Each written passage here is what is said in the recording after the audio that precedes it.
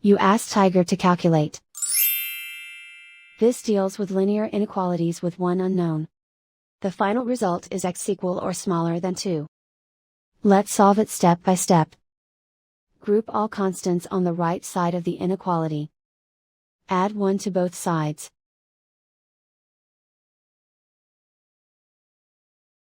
Simplify the arithmetic.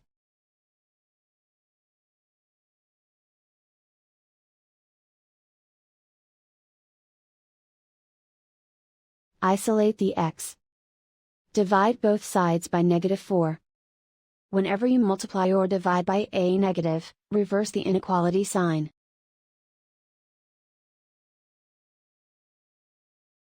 Cancel out the negatives.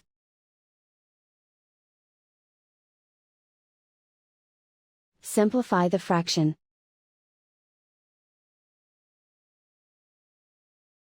Cancel out the negatives.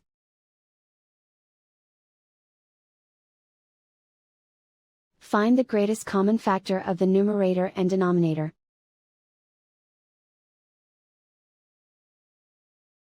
Factor out and cancel the greatest common factor.